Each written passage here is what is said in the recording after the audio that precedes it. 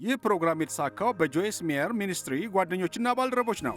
ኢየሱስ መጥቶ ራሱን አገልጋይ አድርጓል። አሁን ይህንን ስሙ።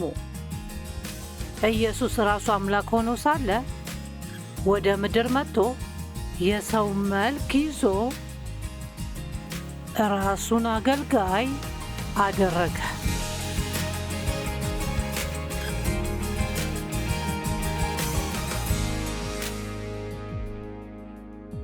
ዛሬ በዕለት ተዕለት ኑሯችን መደሰት ላይ አብራችሁኝ ስለሆናችሁ አመሰግናለሁ። ሕይወታችሁ የተሻለ እንዲሆን ከእግዚአብሔር ቃል የሆነ ነገር ትቀበላላችሁ ብዬ እጸልያለሁ። ወደ እግዚአብሔር እንድትቀርቡና ደስተኛ እንድትሆኑ ይረዳችኋል ብዬ አስባለሁ። አሁን የምናስተምረው ታላቅ ሰዎችን ታላቅ ስለሚያደርጋቸው ነገሮች ነው። እንደማስበው ከሆነ ብዙዎቻችን ታላቅ የእግዚአብሔር ሰዎች መሆን እንፈልጋለን። ነገር ግን የእኛ ታላቅ የመሆን ሀሳብና የእግዚአብሔር ታላቅ የመሆን ሀሳብ ብዙውን ጊዜ በጣም የተለያየ ነገር ነው። ከሰዎች እይታ አንጻር ታላቅነት በማህበረሰብ ውስጥ ያለህ አቋም ሊሆን ይችላል። የምትለብሱት ልብስ፣ የተማራችሁት ደረጃ፣ የምትነዱት መኪና፣ የምታውቋቸው ሰዎች ሊሆኑ ይችላል። ነገር ግን እኛን ትልቅ የሚያደርጉ እነዚህ ነገሮች አይደሉም። ኢየሱስ እንደዚህ ብሏል፣ ከመካከላችሁ ከሁላችሁ የሚበልጡ አገልጋያችሁ ይሆናል። እውነቱን ለመናገር ይሄ ለብዙዎቻችን አስደሳች አይደለም። ምክንያቱም በዓለማችን ላይ አገልጋይ ወይም የሚያገለግሉ ሰዎች በጣም ትልቅ ደረጃ ተደርጎ አይቆጠርም። ነገር ግን ለእግዚአብሔር በጣም አስፈላጊ ነው። ኢየሱስ መጥቶ ራሱን አገልጋይ አድርጓል። አሁን ይህንን ስሙ። ኢየሱስ ራሱ አምላክ ሆኖ ሳለ ወደ ምድር መጥቶ የሰው መልክ ይዞ ራሱን አገልጋይ አደረገ። ይሄንን እወደዋለሁ። ራሱን አገልጋይ አደረገ። አውቃለሁ። ለምሳሌ እኔ በተፈጥሮ የታደልኩ ወይም ለስብከት የተጠራው አይደለሁም። አሁን ግን መሆን እንዳለብኝ አይደለሁም። ሰዎች ሲረዱኝ በጣም ደስ ይለኛል። ነገር ግን እኔ በተፈጥሮዬ ለሌሎች ሰዎች የሆነ ነገር ለማድረግ የምሞክር ሰው አይደለሁም። ነገር ግን በዓላማ ማድረግን ተምሬያለሁ። እነዛን ሁለት ቃላቶች እወዳቸዋለሁ። በዓላማ ማድረግ። ለእግዚአብሔር የምንታዘዝ ከሆነ ለዓላማችን ማድረግ ያለብን በጣም ብዙ ነገሮች አሉ። እግዚአብሔር እንድናደርግ የሚፈልገውን ነገሮች ስንፈልግ ብቻ እናደርገዋለን የሚለውን አስተሳሰብ ማቆም አለብን። ብንፈልግም ባንፈልግም እግዚአብሔር አድርጊው ካለ ማድረግ አለብኝ። እግዚአብሔር የሚላችሁ ከሆነ እናንተ ማድረግ አለባችሁ። ኢየሱስ በዮሐንስ 13 ላይ ጥሩ ምሳሌ ሰጥቷል። ዛሬ ታላቅ ሰዎች እንዴት እግር እንደሚያጥቡ እናያለን። አሁን በመጽሐፍ ቅዱስ ወቅት እንደ አሁን መንገዶች አልተስተካከሉም ነበር። ወንዶችና ሴቶች የሚያደርጉት ነጠላ ጫማ ነው። ስለዚህ አቧራማና ቆሻሻ በሆነ መንገድ ላይ ሲጓዙ እግራቸው በጣም ይቆሽሻል። ስለዚህ በሌሎች ሰዎች ቤት ስትሄዱ አንድ ሰራተኛ የእንግዶችን እግር ማጠብ የተለመደ ነበር። እንደ አስደሳች ነገር ያው ተደርጎ አይቆጠርም ነበር። ማለት የቆሻሻ እግርማን ማጠብ ይፈልጋል። ለእኔ እግሬን ከምታጥቡት ብታሹልኝ ይሻላል። ስለ እናንተ አላውቅም። እግሬን ሲታሽልኝ እወዳለሁ። እውነቱን መናገር እግዚአብሔር በሕይወት እንዳለ አውቃለሁ። ምክንያቱም ከዴቭ ጋር ከተጋባን 54 ዓመታችን ነው እና ብዙ ጊዜ እግሬ እንዲያሽልኝ ጠይቄዋለሁ እና እሱም ብዙ ጊዜ እምቢ ይለኛል። ምክንያቱም ማድረግ የሚወድ ነገር አይደለም። ግን ከሳምንት በፊት የሚወዛወዝ ወንበር ላይ ተቀምጬ መጽሐፌ ላይ እየሰራው ነበር እና እኔ ሳልጠይቀው ወደ እኔ ጋር መጥቶ እግሬን አሸልኝ። ከዛን አንዱን እግሬን ሳመውና እኔም በጣም ጣፋጭ ነው ብዬ አሰብኩኝ። እስካሁን ድረስ ደንግጫለሁ። ሌሎች ሰዎችን ለማገልገል ፈቃደኛ መሆን አለብን እና እኛ ለራሳችን ማድረግ የማንፈልገውን ነገር ግን እነሱ የሚደሰቱበትን ነገሮች ማድረግ አለብን። ሰዎችን ማገልገል ማለት እንደዛ ነው። እናንተ የምትደሰቱበትን ሳይሆን እነሱ የሚደሰቱበትን ነገር ማድረግ ነው።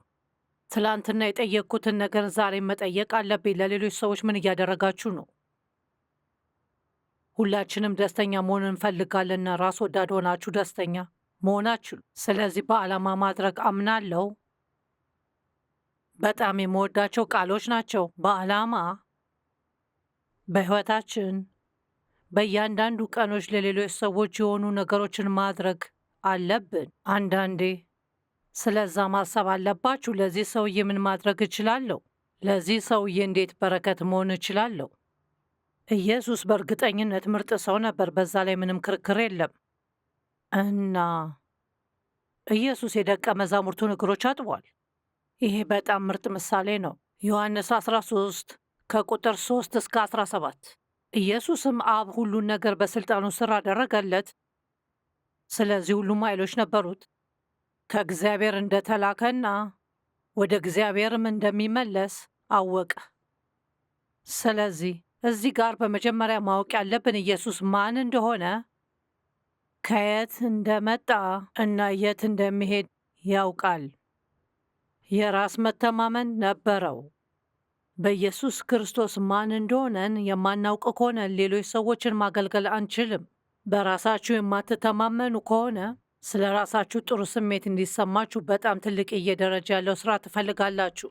ስለ ራሳችሁ ጥሩ ስሜት የሚሰማችሁ ከሆነ ምክንያቱም በኢየሱስ ክርስቶስ ማን እንደሆናችሁ ስለምታውቁ ኢየሱስ ክርስቶስ ያደረገውን ታደርጋላችሁ። የአገልጋይ ፎጣ ይዛችሁ እግር ታጥባላችሁ። አሁን እዚህ ጋር እግር ማጠብ ማለት ውሃ ቀርታችሁና ተንበርክካችሁ የሰዎችን እግር ማጠብ አይደለም። ሊሆን ይችላል፣ ነገር ግን ይሄ ለሌሎች ሰዎች የሆኑ ነገሮችን ማድረግን የሚያሳይ ምሳሌ ነው። ምናልባት በተፈጥሮ አጸያፊ የሆኑ ነገሮች ሊሆኑ ይችላል።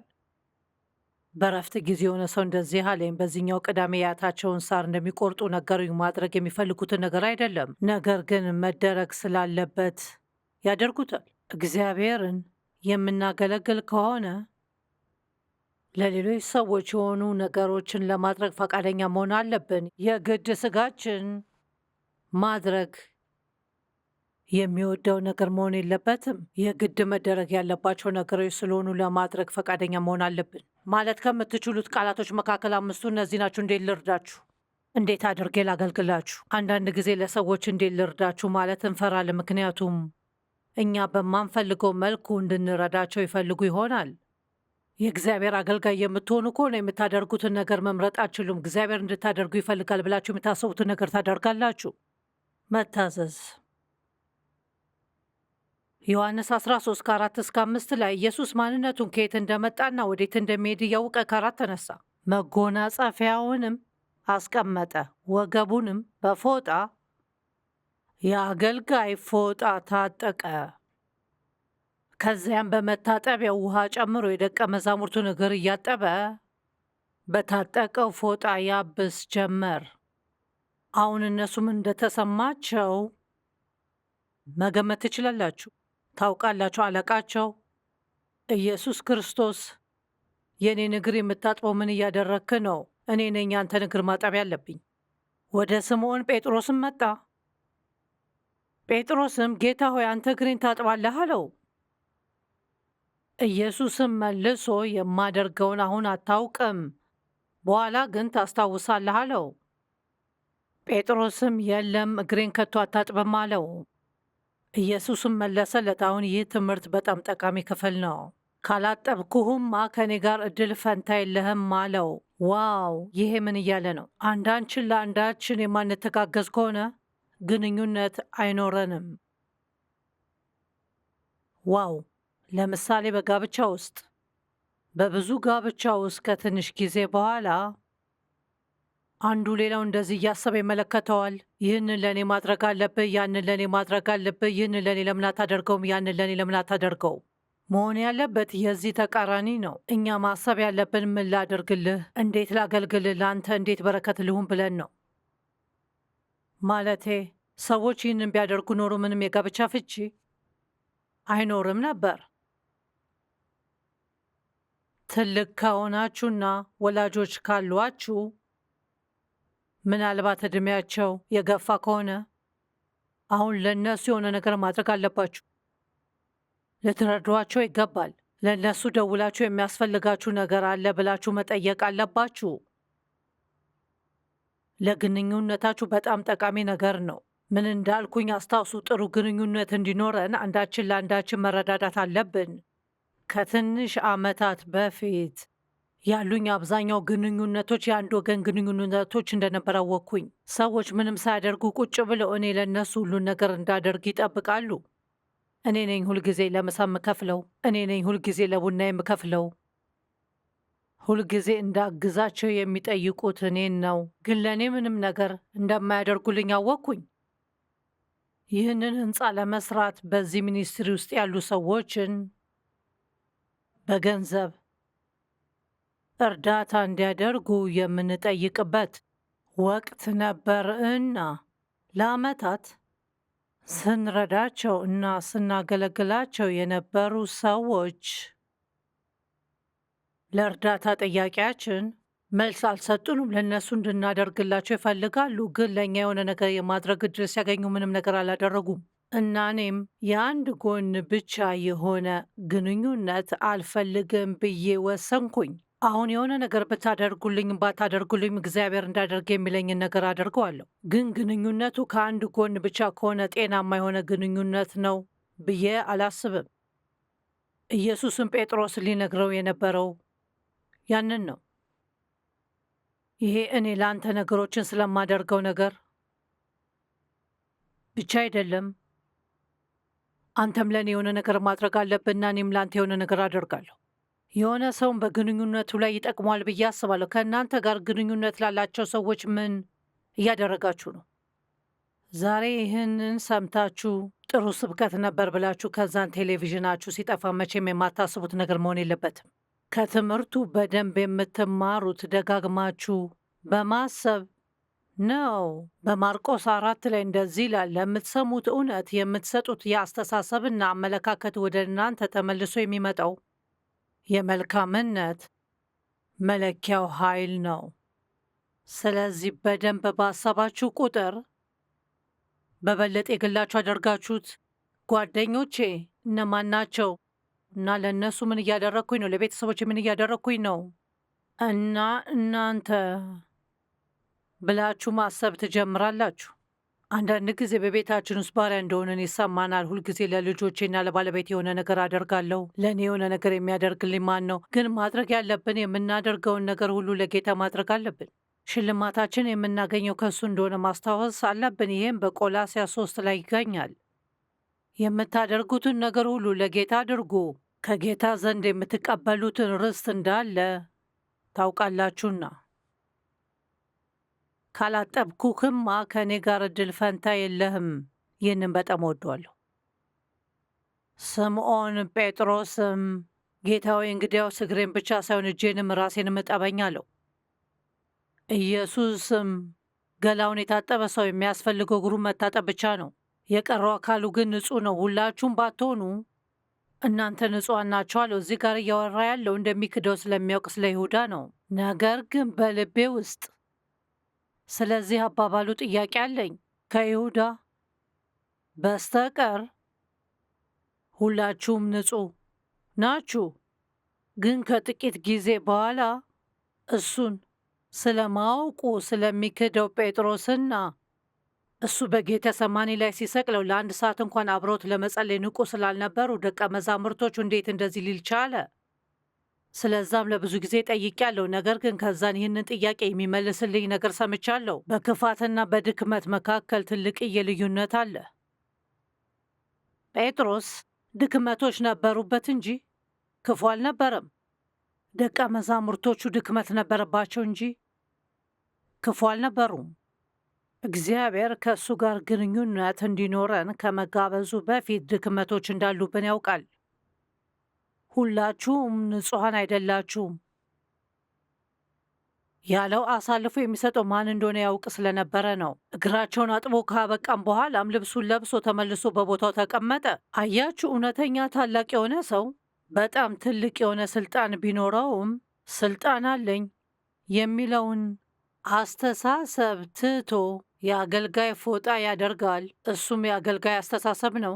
ከዛን ሄዶ ለሆነ ሰው ትንሽዬ ነገር ያደርጋል።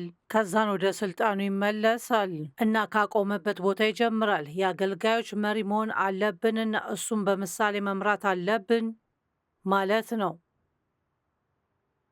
እናንተ ሳትረዱ ሌሎች ሰዎችን ስለ መርዳት ማስተማር አትችሉም።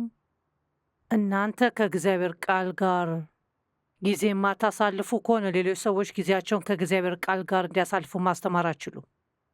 በኢየሱስ ክርስቶስ ስም የምታስተምሩት ወይም የምትመሩት ከሆነ ሁሉ ጊዜ እንደዚህ ብላችሁ ጠይቁ። ሌሎች ሰዎች እንዲያደርጉ የምጠይቀው ነገር እያደረግኩኝ ነው? እናንተ መምህርና ጌታ ትሉኛላችሁ። ትክክል ነው እንደምትሉ እንዲሁ ነኝና እንግዲህ እኔ ጌታችሁና መምህራችሁ ሆኜ ሳለሁ እግራችሁን ካጠብኩ እናንተም እንደዚህ እርስ በርሳችሁ እግራችሁ ልትታጣጠቡ ይገባችኋል። ይህንን ያደረግኩት ምሳሌ ለመሆን ነው። እዚህ ጋርም የሆነ ሰውን እግር ስለማጠብ አይደለም። ይህም ለሰዎች ምናልባት ደስ የማይል ትንሽዬ ወይም መጥፎ ነገሮችን ብዙ ጊዜ ማድረግ ነው። አንዳንዴ ለሰዎች የምናደርገው ትንሽዬ ነገር ከትልቅዬ ነገሮች በላይ ትልቅ ነው። እውነት እላችኋለሁ አገልጋይ ከጌታው መልእክተኛም ከላከው አይበልጥም። አሁን ምዕራፍ 17ን ስሙ። ይኸውና እንግዲህ እነዚህን ነገሮች አውቃችሁ ብትፈጽሙ ትባረካላችሁ። ዋው! አያችሁ፣ መጽሐፍ ቅዱሴ ላይ ብዙ ጊዜ ማስመር ምንም ጥቅም የለውም። ይህንን ለተወሰኑ ዓመታት ስለተጠቀምኩት በጣም ብዙ ቦታዎች ላይ አስምሬያለሁ። አያችሁ፣ ሁሉም ቦታ ላይ ቀብቻለሁ። አንዳንዱ የሮዝ ቀለም ነው፣ አንዳንዱ ሰማያዊ ቀለም ነው እና ሌሎች ቦታዎች ላይ አክብቤያለሁ። ይህንን ስመለከተው መንፈሳዊ የሆነ ስሜት ይሰማኛል። ዋው! መጽሐፍ ቅዱስን በጣም አጠናለሁ፣ ግን አውቃለሁ ብዬ የማስበው ነገር ምንም ጥቅም የለውም። እና ዛሬ ታውቃላችሁ፣ ዓለማችን በሙሉ እውቀትን ፍለጋ ነው። በምናውቀው ነገር በጣም እንኮራለን። መጽሐፍ ቅዱስ በዳንኤል ላይ እንደዚህ ይላል፣ በመጨረሻው ጊዜ ሰዎች እውቀትን ወደ መፈለግ ይሄዳሉ እና ሁላችንም የምንችለውን ያህል እውቀት ማግኘት እንፈልጋለን። የሚፈጠሩትን ሁሉንም ነገሮች ማወቅ እንፈልጋለን። ነገር ግን ኢየሱስ እንደዚህ ብሏል፣ ይህን አውቃችሁ ብታደርጉት ብፁዓን ናችሁ። አያችሁ፣ ማወቅ ብቻ በረከት አያመጣም። በረከቱ የሚመጣው ስትተገብሩት ነው። ስለዚህ አሁን በአክብሮት ደግሜ የምላችሁ ምን እያደረጋችሁ ነው? ጎበዝ ለጋስ ሰጪዎች ናችሁ? የእግዚአብሔርን ቃል በመደበኛ ታጠናላችሁ? በመደበኛ ትጸልያላችሁ? ለሌሎች ሰዎች ትጸልያላችሁ ወይስ የምትጸልዩት ለምትፈልጉት ነገር ብቻ ነው? ለሌሎች ሰዎች ምናልባት ብዙም ትርጉም የሌላቸውን ነገሮች የምታደርጉ ሰዎች ናችሁ? ለሌሎች ሰዎች ማድረግ ስላለባችሁ ነገሮች እግዚአብሔርን ትጠይቃላችሁ?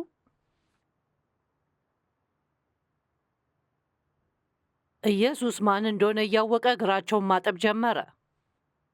በራስ መተማመን የሌለው ሰው ሌሎች ሰዎችን ማገልገል አይችልም፣ ምክንያቱም ስለ ራሳቸው ጥሩ ስሜት እንዲሰማቸው ሁል ጊዜ ስልጣንን ይፈልጋሉ። ከጥቂት ዓመታት በፊት በሚኒስትሪ ውስጥ ሰራተኞችን ቃለ መጠይቅ ሳደርግና ስቀጥር አስታውሳለሁ። እግዚአብሔር ይመስገን አሁን ሁሉንም ነገሮች አላደርግም።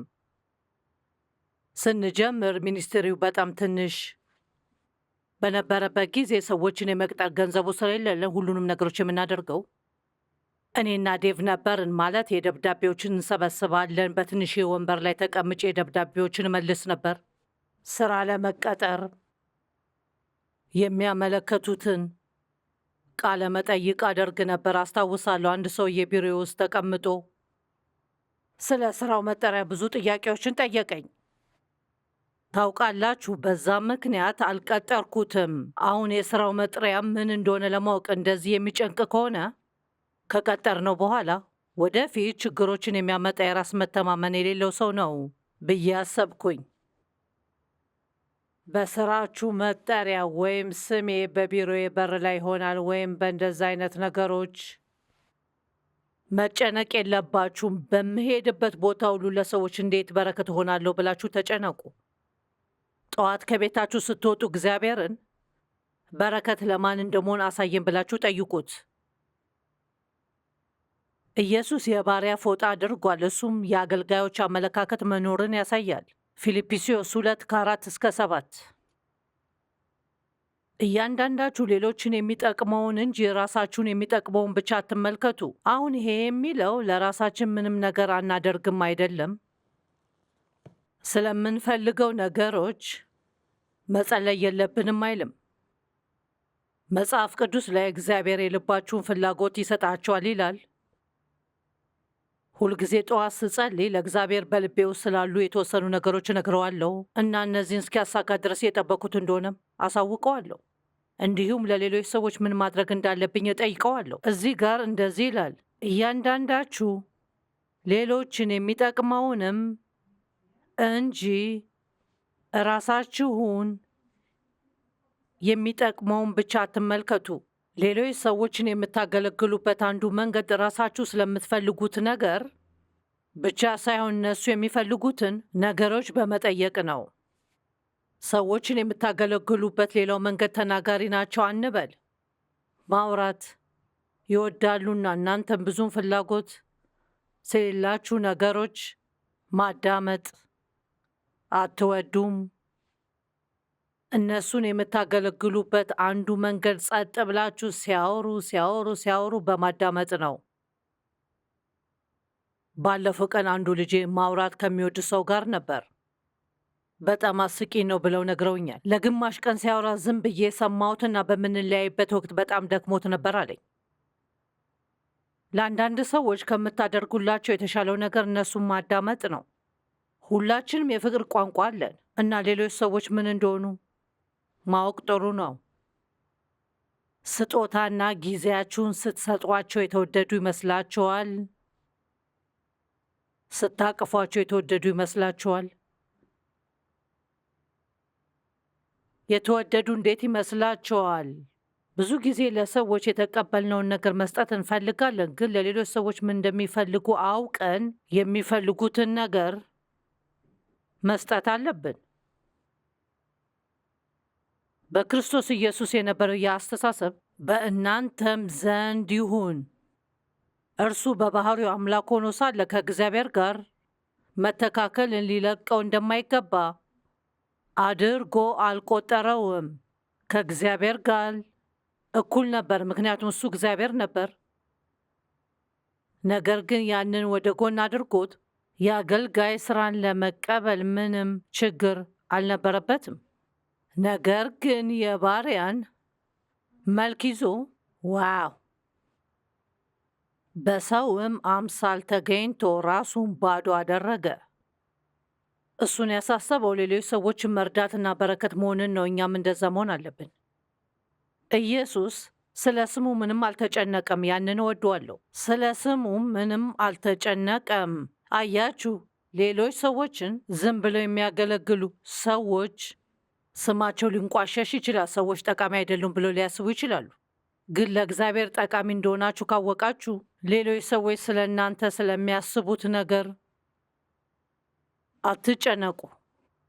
ሌሎች ሰዎች ስለ እኛ ስለሚያስቡት ወይም ስለሚያወሩት ነገሮች በማሰብ ብዙ ጊዜ እናጠፋለን።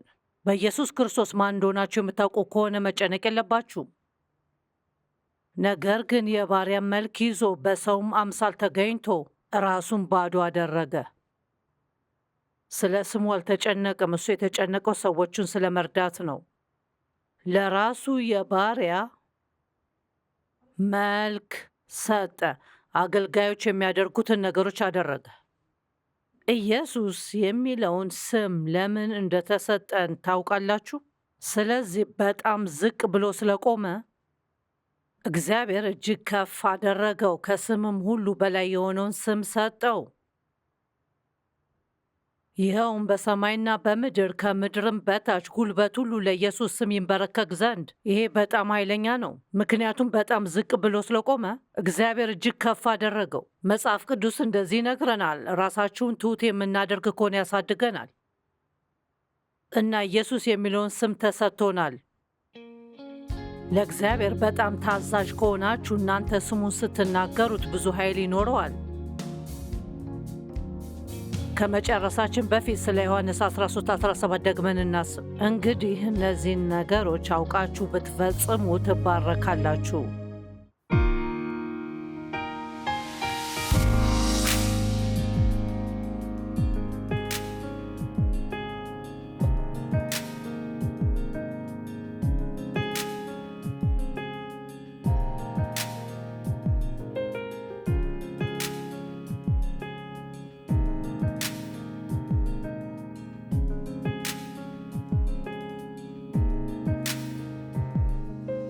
ይህ ፕሮግራም የተሳካው በጆይስ ሜየር ሚኒስትሪ ጓደኞችና ባልደረቦች ነው።